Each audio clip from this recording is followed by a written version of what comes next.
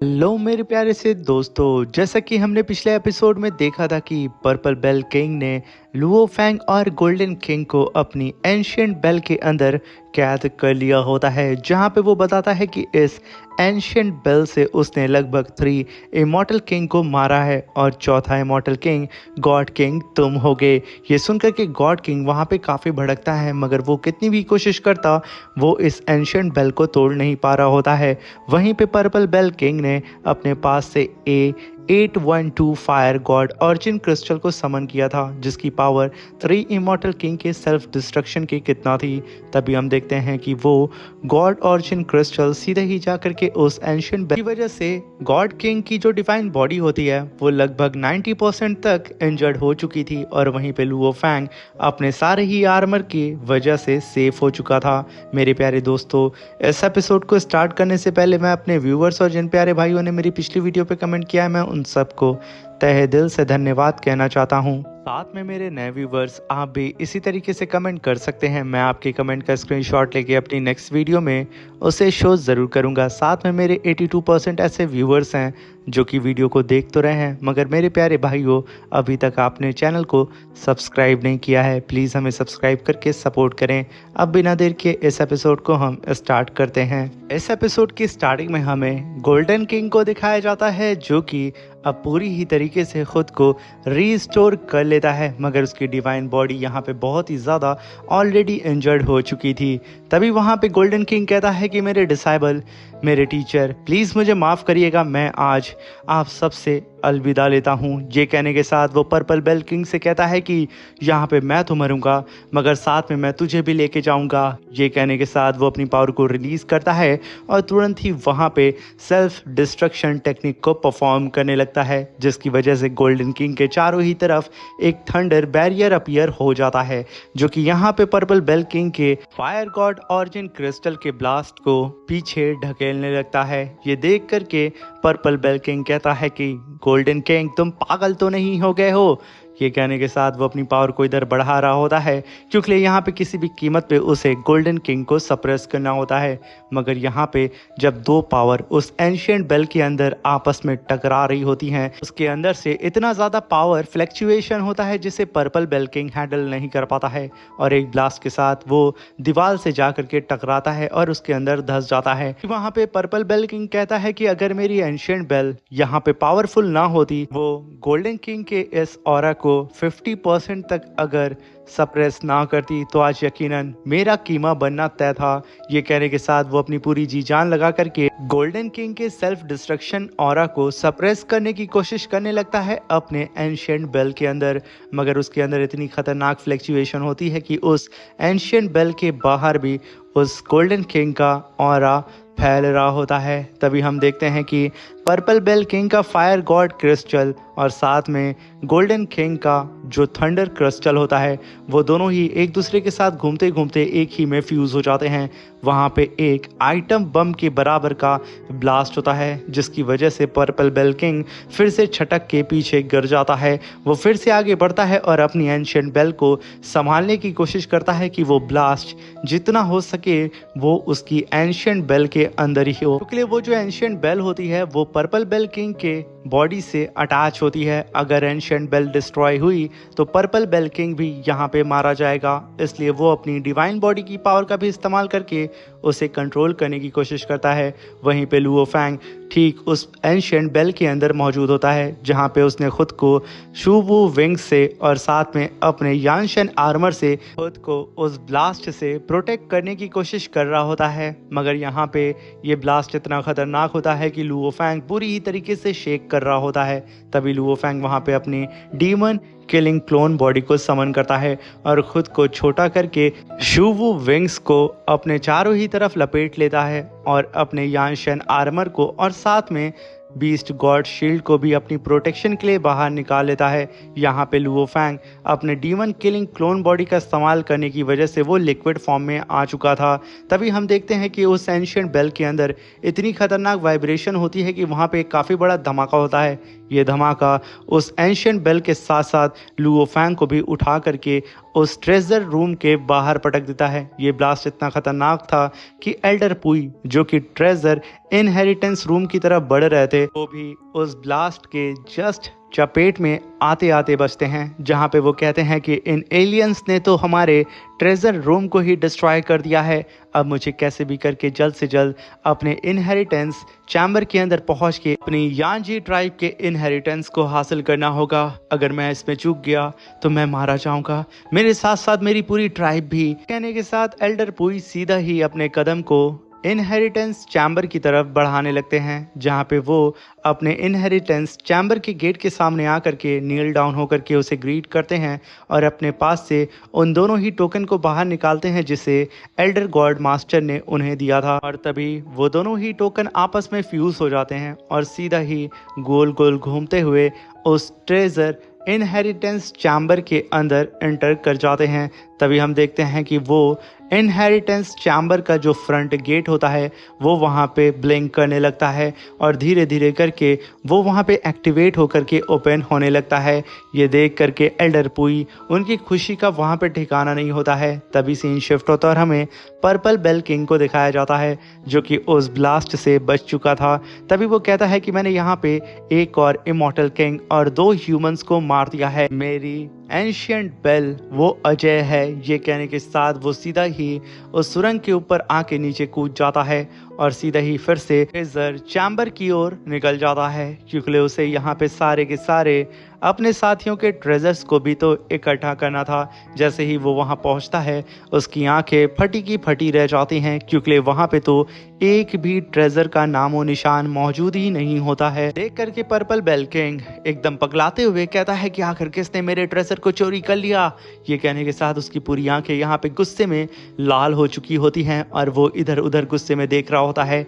तभी उसके ठीक पीछे एक डिवाइन रोशनी अपीयर होती है और वो कुछ मलबे से बाहर निकलती है और ये होता है हमारा लुओ फैंग, जो कि अपने डीमन किलिंग क्लोन बॉडी से धीरे धीरे करके अपनी बॉडी का शेप ले रहा होता है। तभी हम देखते हैं लुओ फैंग सीधे ही पर्पल बेल किंग से कहता है कि मेरे प्यारे दोस्त, आखिर तुम यहाँ पे क्या ढूंढ रहे हो। तभी वहाँ पे पर्पल बेल किंग कहता है कि कमी ने कहीं के, इसका मतलब तुमने ही यहाँ पे सारे ही ट्रेजर्स को चोरी कर लिया है। चुपचाप मेरे सारे ही ट्रेजर्स को मुझे सौंप दो वरना तुम मारे जाओगे। तभी वहाँ पे लुओ फैंग कहता है कि मेरे प्यारे भाई, ये सब कुछ तो मैं हासिल तुम्हारी ही वजह से तो कर पाया हूँ। तुमने ही मेरे रास्ते के सारे ही कांटों को मार करके वो सारे ही ट्रेजर मेरे नाम कर दिया, और अगर अब दम है तो मुझसे वो ट्रेजर लेके दिखाओ। ये कहने के साथ लुओ फैंग सीधे ही उसके सामने फ्लेक्स करने लगता है और हमें दिखाया जाता है कि किस तरीके से लुओ फैंग ने उस ट्रेजर को हासिल कर लिया था। तभी हम वहाँ पे पर्पल बेल किंग को देखते हैं जो कि भड़कते हुए फिर से अपनी एंशिएंट बेल को समन करता है और अपनी पावर को रिलीज करके सीधा ही लुओ फैंग से कहता है कि आज तू किसी भी कीमत पे यहाँ पे मरेगा। ये कहने के साथ वो अपनी पूरी फुल पावर को चार्ज करता है और अपनी एंशिएंट बेल से काफ़ी पावरफुल थंडर एनर्जी को रिलीज करता है। उससे सीधा ही उसने लुओ फैंग के ऊपर अटैक भी कर दिया था। लुओ फैंग अपनी 3 थंडर क्लोन टेक्निक को परफॉर्म करके उस अटैक से बच जाता है और बहुत ही तेजी से उड़ते हुए उस सुरंग से बाहर निकलने की लुओ फैंग को भागता हुआ देख करके पर्पल बेल किंग कहता है कि यांग, तू बेवजह भाग रहा है, मैं तुझे किसी भी कीमत पे पकड़ के यहाँ मार दूंगा। वहीं पे लुओ फैंग हंसते हुए कहता है कि हिम्मत है तो मुझे पकड़ के दिखा। मगर तभी वहाँ पे लुओ फैंग को ऐसा एहसास होता है कि जिस रास्ते पे वो जा रहा है उस रास्ते पे कुछ दूर कोई बंदा वहाँ पे बैठा है। तभी लुओ फैंग उस चीज़ को गौर से सेंस करने लगता है। तभी लुओ फैंग अपनी जगह पे रुकते हुए कहता है कि ये तो यांची कॉन्टिनेंट का दूसरा एल्डर है। तभी हम एल्डर पुई को देखते हैं जिसकी बात लुओ फैंग सुन रहा होता है। एल्डर पुई अपने इनहेरिटेंस चैम्बर गेट के बाहर खड़े होते हैं और वो चैम्बर गेट धीरे धीरे करके ओपन हो रहा होता है, जहाँ पे एल्डर पुई कहते हैं कि हमारे ट्राइब के जो सबसे ज़्यादा पावरफुल कल्टीवेटर थे एल्डर गॉड मास्टर, उन्होंने खुद को सेक्रीफाइस कर दिया। वो एक लौते इमॉर्टल किंग बचे थे, बाकी हम सब लोग इस समय सबसे ज़्यादा कमज़ोर हैं। हमें कैसे भी करके इस इनहेरिटेंस को हासिल करना होगा, तभी मैं अपने ट्राइब को फिर से वापस खड़ा कर सकता हूँ और उसे बचा सकता हूँ। ये सारी ही बातों को सुन करके लुओ फैंग की पास्ट की मेमोरी उसे ट्रिगर करती है, जहाँ पे अर्थ पे गोल्डन हॉर्न बीस्ट का कहर मंडरा रहा होता है और उसे मारने के लिए अर्थ के सारे ही सुपर हीरोज ने खुद की बॉडी को सेक्रीफाइस करके अपनी सारी ही पावर को लुओ फैंग के अंदर ट्रांसफ़र कर दिया था, जिसकी वजह से लुओ फैंग उस गोल्डन हॉर्न बीस्ट से लड़ने के काबिल हो चुका था। वहीं पे उसके फर्स्ट और सेकेंड ब्रदर्स ने भी उस गोल्डन हॉर्न बीस्ट से फाइट करने के लिए अपने आप को भी वहाँ पे कुर्बान कर दिया था, जहाँ पे वो लोग काफ़ी ज़्यादा इंजर्ड भी हो चुके थे और डीप स्लीप में जा चुके थे। लुओ फैंग ने अपनी जान पे खेल करके उस गोल्डन हॉर्न बीस्ट को हरा दिया था और वो खुद भी वहाँ पे मारा जा चुका था। ये सब याद करके लुओ फैंग कहता है कि मैं किसी भी कीमत पे यानची ट्राइब को फिर से खड़ा करके रहूँगा। ये कहने के साथ लुओ फैंग तुरंत ही वहाँ से अपनी डायरेक्शन को बदल देता है, क्योंकि यहाँ पे लुओ फैंग किसी भी कीमत पे नहीं चाह रहा होता है कि उसके अर्थ ने जो सहा है वो यानची कॉन्टिनेंट भी सहे। इसलिए लुओ फैंग अपने रास्ते को बदल करके पर्पल बेल किंग को दूसरे रास्ते की तरफ बहकाने लगता है। वहीं पे purple bell king Luo Fang को जाता हुआ देख करके फिर से अपनी एंशिएंट बेल से उसके ऊपर अटैक कर देता है। पे हम देखते हैं कि लुओ फैंग यहाँ पे कुछ रिएक्ट कर पाता, वो सीधा ही उस एंशिएंट बेल से टकरा जाता है। ये देख करके वहाँ पे पर्पल बेल किंग मुस्कुराते हुए कहता है कि अब मैं यहाँ पे देखता हूँ कि ये ह्यूमन मुझसे कैसे बच करके भागता है। ये कहने के साथ वो जोर जोर से हंसने लगता है, मगर जब यहाँ पे पर्पल बेल किंग अपनी एंशिएंट बेल को चेक करता है उसके होश उड़ जाते हैं। उसकी हंसी गायब हो चुकी थी, क्योंकि लुओ फैंग ने सुवू विंग्स का इस्तेमाल करके अपनी रफ्तार को बढ़ा दिया था और वो बिजली की रफ्तार से इस एंशिएंट बेल के टकराने से पहले वहाँ से निकल चुका था। ये सारी बातों को जान करके पर्पल बेल किंग भड़क चुका था। वो चिल्लाते हुए कहता है कि मैं उस चींटी को किसी भी कीमत पे अब जिंदा नहीं छोड़ने वाला हूँ। वहीं पे लुओ फैंग कहता है कि मुझे इस टावर सेक्रीफाइस से बाहर निकलना होगा, तभी मैं अपने गोल्डन हॉर्न बीस्ट की फुल पावर का इस्तेमाल करके पर्पल बेल किंग से फाइट कर पाऊंगा, वरना मैं अपनी ह्यूमन बॉडी के सहारे तो उससे लड़ नहीं सकता हूँ। वहीं पे purple bell king Luo Fang का पीछा कर रहा होता है और वो चिल्लाते हुए कहता है कि ह्यूमन रुक जा, वरना तू मेरे हाथों मरेगा। अब यहाँ पे लुओ फैंग और पर्पल बेल किंग के बीच में पकड़म पकड़ाई का मैच चल रहा होता है। वहीं पे हम देखते हैं कि एल्डर पुई, उनके सामने का जो इनहेरिटेंस चैम्बर गेट होता है वो ओपन हो चुका था। उनकी खुशी का यहाँ पे ठिकाना नहीं होता है और वो सीधा ही उस गेट के अंदर एंटर कर जाते हैं। वो इधर से उस गेट के अंदर एंटर किए थे और इधर लुओ फैंग भी उस सेक्रीफाइस टावर के मेन गेट से बाहर निकल चुका था और उसके पीछे पीछे पर्पल बेल किंग भी। और वो जैसे ही उस सेक्रीफाइस टावर गेट से बाहर आया था वो वहाँ पे लुओ फैंग को ढूंढने लगता है और चिल्ला करके कहता है कि आखिर वो चीटी ह्यूमन आखिर कहाँ जा करके छुप गया है। मगर जब वो पलटता है तो उसके सामने असल में गोल्डन हॉर्न बीस्ट खड़ा होता है, जिसे देख करके पर्पल बेल किंग कहता है कि आखिर ये मॉन्स्टर सडन कहाँ से अपीयर हो गया। जब यहाँ पे वो गोल्डन हॉर्न बीस्ट की पावर को चेक करता है उस पर्पल बेल किंग के होश उड़ जाते हैं, क्योंकि golden horn beast immortal king level के पीक पे होता है। जहाँ पे बेचारा पर्पल बेल किंग ये समझ पाता कि वो यहाँ पे क्या रिएक्ट करे। यहाँ पे गोल्डन हॉर्न बीस्ट ने अपने क्लॉ को उठा लिया था।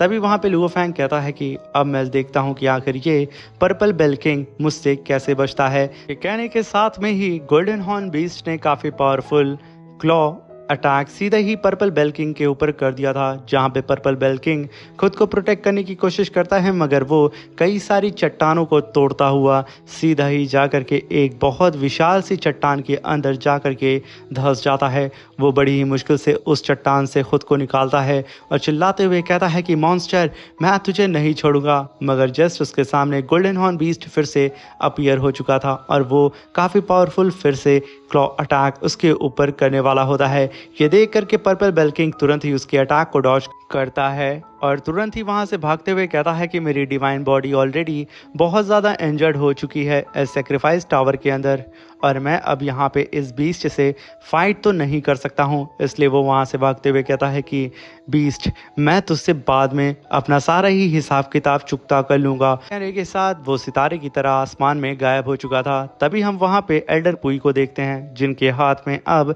यानजी कॉन्टिनेंट का ट्रेजर इनहेरिटेंस लग चुका था। तभी हम देखते हैं कि एल्डर पुई उस ट्रेजर इनहेरिटेंस बॉक्स को अपनी पावर से खोलते हैं, जिसके अंदर कई सारी बुक्स निकलती हैं और तभी एल्डर पुई कहते हैं कि हमारे क्लैन के इनहेरिटेंस को हासिल करने के लिए हमारे एल्डर गॉड किंग ने खुद को सेक्रीफाइस कर दिया है और मेरे हाथ में अब उनकी ही मेहनत का नतीजा है। हमारे पास हमारे क्लैन की सारी ही सीक्रेट पावर, सीक्रेट अटैक सब कुछ मौजूद है जिसका इस्तेमाल करके अब हम लोग फिर से वापस से खड़े हो सकते हैं, अपने यांची कॉन्टिनेंट को अपने दुश्मनों से आज़ाद कर सकते हैं। मेरे दोस्तों, क्या तुम सब यहाँ पे तैयार हो अपना बदला लेने के लिए? ये सुन करके यांची कॉन्टिनेंट के सारे ही कल्टीवेटर्स हाँ बोलते हैं। तभी वहाँ पे एल्डर पुई कहते हैं कि मैं यहाँ पे किसी भी कीमत पे अपने ब्रदर का बदला उन सारे ही फॉरेन के एनिमी से लेके रहूँगा।